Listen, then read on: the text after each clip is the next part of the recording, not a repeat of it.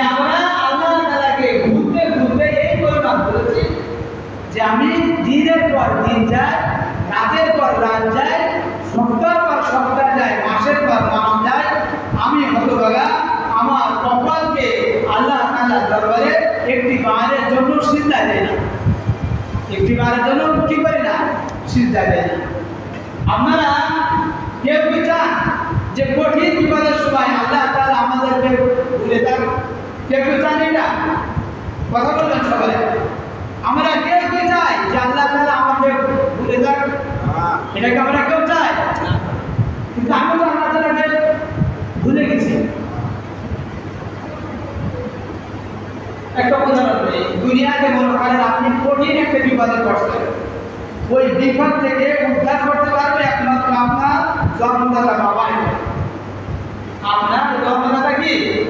বাবাই ওই বিপদ থেকে উদ্ধার করতে পারবে, অন্য কেউ বিপদ থেকে উদ্ধার করতে পারবে না। বলছে যে এই বিপদ থেকে উদ্ধার করতে হলে তোমার বাবাকে আসা লাগবে, তোমার বাবাকে বলা লাগবে যে আমার সন্তান। এখন ওই সময় বাবা বলছে আমার সন্তান। দুনিয়াতে বাবা বলছে কেউ আমার কি না, সন্তান না। তখন কি আপনাকে ভালো লাগবে? বলেন। আর বাবা ওই কথা কখন বলে? যখন নাকি সন্তান বাবার কবর হতে এই পর্যায়ে গেছে, বাবা বলতে বাধ্য হয়েছে যে আমার কি না, সন্তান না। তাই দুনিয়াতে হয়তো তাকে শাস্তি দেবে, দুনিয়াতে সর্বশেষ হয়ে সে মারা যাবে, এর বেশি তার। আল্লাহ তাআলা এই সূরা সাজদার জন্য কি বলে দেখেন, আল্লাহ তাআলা বলেন ফাযুকু বিমা নাসিতুম লিকায়াউকুম হাযা। বান্দা, তুমি তো দুনিয়াতে আমাকে ভুলে গেছিলা, তুমি তো দুনিয়াতে আমাকে কি গেছো, ভুলে গেছো। ভুলে গেছিলা তুমি দিনের পর দিন, রাতের পর রাত, মাসের পর মাস আমাকে তুমি একবারের জন্য স্মরণ করনি। ইন্না নাসিনাকুম, আজকে আমিও তোমাকে ভুলে গেলাম। কিয়ামতের ময়দানে যদি আল্লাহ তাআলা বলে আজকে আমি তোমাকে ভুলে গেলাম, অবস্থা কি হবে একটু ভাবে। আল্লাহ তাআলা যদি বলে তুমি দিনের পর দিন গেছে, মাসের পর মাস গেছে, সপ্তাহ পর সপ্তাহ গেছে, তুমি একটা বারের জন্য আমার শরণার্থে তুমি সিজদা দাওনি, আজকে কিয়ামতের ময়দানে আমিও তোমাকে ওইভাবেই ভুলে গেলাম, তখন অবস্থা কি হবে? এটা তো আল্লাহ তাআলা আগেই জানাই দিয়েছে। যারা এই দুনিয়াতে আল্লাহ তাআলাকে ভুলে যাবে, কিয়ামতের ময়দানে আল্লাহ তাআলা ওই বান্দাকে ওইভাবে ভুলে যাবে। বলেন না নাউযুবিল্লাহ। আপনি জানেন এই নামাজ কি জিনিস? রাসূলুল্লাহ সাল্লাল্লাহু আলাইহি ওয়াসাল্লাম 23 বছরের দিন থেকে 63 বছরের পরে 23 বছর উনি যে দিনের দাওয়াত দিয়েছেন, সর্বশেষ যে বার্তা দিয়েছেন হযরত আয়েশা রাদিয়াল্লাহু তাআলা বলে আসসালাতু আসসালাম, আমাদের ওই দিনে সর্বশেষ বার্তা দিয়েছেন রাসূলুল্লাহ সাল্লাল্লাহু আলাইহি ওয়াসাল্লাম যে সালাত নামাজ। ভাই আমার মধ্যে কি অবস্থা হবে? আমার উম্মত যদি নামাজ না পড়ে, ওই কিয়ামতের ময়দানে রাসূলের সামনে আমাদের প্রত্যেকের আমলনামাগুলো খোলা হবে। রাসূলের সামনে যখন আমলনামা খোলা হবে, রাসূল যদি দেখে যে আমার আমলনামায় দিনের পর দিন গেছে, রাতের পর রাত গেছে, কোনো নামাজ নেই, তখন আল্লাহ তাআলা রাসূলের সামনে আমি কিভাবে মুখ দেখাবো যে রাসূল আমার জন্য কত কষ্ট করবে? সর্বশেষ বার্তা দিয়ে গেলেন সালাত, আমি সেই নামাজকে ভুলে গেলাম, কেমনে ভুললাম আমি?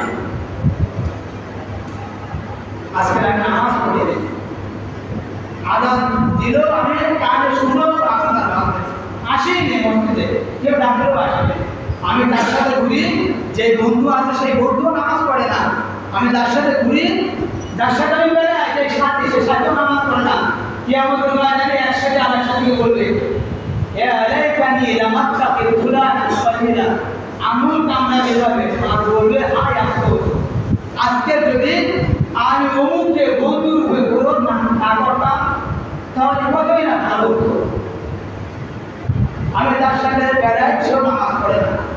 তখন কিয়ামতের ময়দানে আমি একবার না, হাজারবার না, কোটিবারও যদি বলি কোনো কাজ হবে? বলেন কোনো কাজ হবে? এই যারা নামাজ পড়ে না আর যারা নামাজ পড়ে কিয়ামতের ময়দানে যারা নামাজ পড়বে যারা জান্নাতে যাবে এরা সাকর নামক একটি জাহান্নাম আছে। কি নাম জাহান্নাম বলে? সাকর। মা সালাকাকুম ফি সাকর ক্বালু লাম নাকু মিনাল মুসাল্লিন। সূরা মুজাদ্দিদ। জান্নাতবাসীদেরকে আল্লাহ তাআলা এই পরিমাণ চক্ষু দেবেন যে জান্নাতে বসে সে তার পরিচিত ব্যক্তিদেরকে জাহান্নামে যারা আছে তাদেরকে দেখতে পাবে এবং তাদের কর্মকুল আল্লাহ তাআলা এই পরিমাণ শক্তি দিবেন জাহান্নাম থেকে ওই পরিচিত ব্যক্তি কি বলবে জান্নাতে বসে ওই ব্যক্তি শুনতে পাবে। তবে ওই পরিচিত ব্যক্তিকে সে জিজ্ঞাসা করবে জান্নাতি ব্যক্তি ওই সাকর নামক জাহান্নামে যারা তাদেরকে জিজ্ঞাসা করবে মা সালাকাকুম ফি সাকর, এই দুনিয়াতে সাকর নামক জাহান্নামে কেন? তখন ওই ব্যক্তি বলবে ক্বালু লাম নাকু মিনাল মুসাল্লিন, যে আমি দুনিয়াতে নামাজ পড়তাম, আমি দুনিয়াতে কি করতাম না? নামাজ পড়তাম না। তখন আপনি ভেবে দেখেন আমি নামাজ পড়ি কি করি? অনেকের ধারণা এমন আছে নামাজ না পড়লে কি হয়, আমার অন্তর ঠিক আছে বলে না অনেকে নামাজ পড়ে কি হবে দুনিয়া সব করে, নামাজ পড়ে যারা পড়ে তাদেরকেও তো পড়া তো করে, আর ও যে পড়ে না ও নিজের থেকে বলে আমি নামাজ না পড়লে কি হয়, আমার বাকি সবগুলো কি আছে ঠিক আছে বলে না এমন। আর যারা পড়ে তাদের ব্যাপারে বলে ও নামাজ পড়ে কি আর ওর বাড়ি তুলে ওর পরিবার রাখলে ওর শিক্ষা এবং বই পারে বলে না এমন বলে। তো সম্মানিত হাজিরিন, নামাজ এমন একটা জিনিস যার শুরু থেকে নিয়ে শেষ পর্যন্ত সব বয় করে। আপনি ওই ব্যাপারে ওই ব্যক্তিকে যে বললেন নামাজ পড়ে কি হবে, এমন তো হইতে পারে যে ওই নামাজ ওসিলায় মরার আগে আল্লাহ তাআলা তাকে মাফ করে দিতে পারে না? পারে। কিয়ামতের ময়দানে হযরত আবু হুরায়রা রাদিয়াল্লাহু তাআলা থেকে পড়ি যেদিন নাওয়ালা আলী হাসাবু বিল আবদ ইয়াউমাল কিয়ামাতিস সালাত, কিয়ামতে মিন আমালি as-সালাত, কিয়ামতের ময়দানে সর্বপ্রথম বান্দা আমলের মধ্য থেকে নামাজের হিসাব দেবে। কার হিসাব দেবে? নামাজের হিসাব দেবে।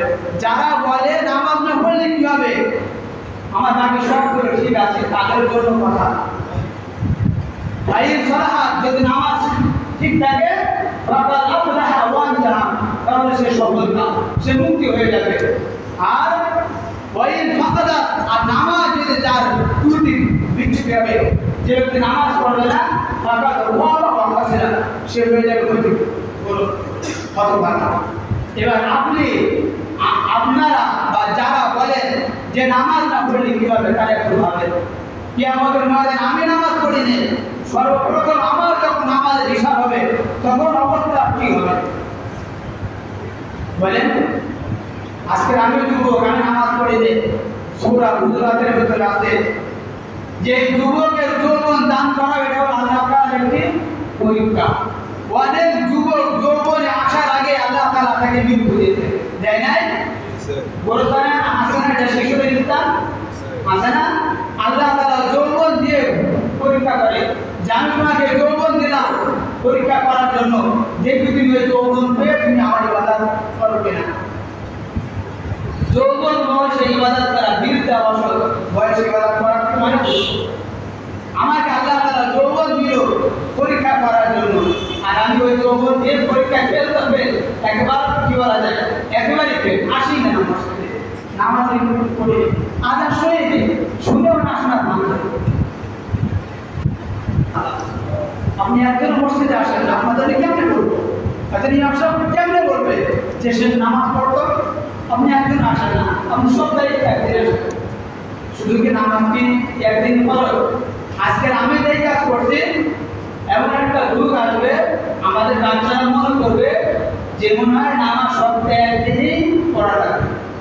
বুঝাতে পারি মনে হয় আমি যেভাবে করছি আমাদের একটা সময় আসবে বাচ্চারা বলবে কি নামাজ মনে হয় সপ্তাহে একদিনই পড়া লাগে।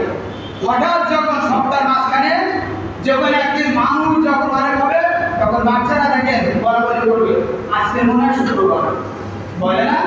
বলে অবস্থা কোন পর্যায়ে গেছে? তো সম্মান হাজিরের সময় হয়ে গেছে। আমরা একটু নিজে একটু ভাবি যে আমার নামাজ পড়া দরকার, আমার নিজের জন্য নামাজ পড়া দরকার। আল্লাহ তাআলা আমাদের সকলকে নামাজ পড়ার তৌফিক দান করুন। সকলে বলেন আমিন। ওয়া আখির দাওয়ানা আলহামদুলিল্লাহি রাব্বিল আলামিন।